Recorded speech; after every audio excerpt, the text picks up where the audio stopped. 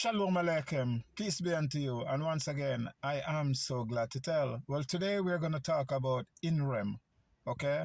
In-rem and child support. Child support is an in-rem action, an in-rem procedure. What is in-rem?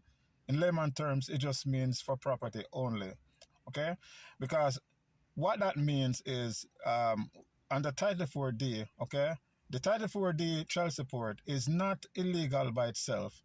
The problem is, it's how it's enforced, okay? In other words, if all due process is followed, there's no hearing officer pretending like they're a judge, practicing law on the bench, violating the separation of powers clause, according to the Minnesota Supreme Court and in Olmberg versus Olmberg, or any judge sitting in a child support case and violation of 28 U.S.C. 455, if the Seventh Amendment trial by jury, etc., etc. If all the laws of the Constitution are followed, then it's okay. Okay, the problem is they force you into it without your consent, without the constitutional protection.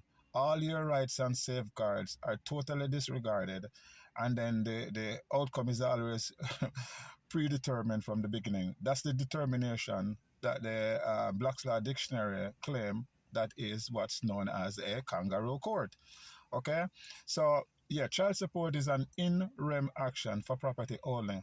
In other words, if you voluntarily signed a contract with them, the personal written responsibility contract, and then you violate it, then they can come after you to enforce the contract, just like any other contract. If one agrees to a contract and they violate it, then they can be held responsible for the contract. The contract must be voluntarily admitted. Okay, so we must remember that child support is an in-rem action, meaning the Supreme Court states that in-rem actions are not granted to the states. Okay, in-rem actions are only granted to the federal courts. So in other words, child support being in-rem because they come after the person's property or bank account, whatever asset they have, it is in-rem. It have to be done by the federal courts, and they have to show where you voluntarily enter a personal written responsibility contract and all the due process of the Constitution are followed, okay? And 99.99.99.100% they don't follow any of these rules or laws, okay? So child support is in rem by action, and they have no subject matter jurisdiction over the person. Even if you didn't know, you know now, all right?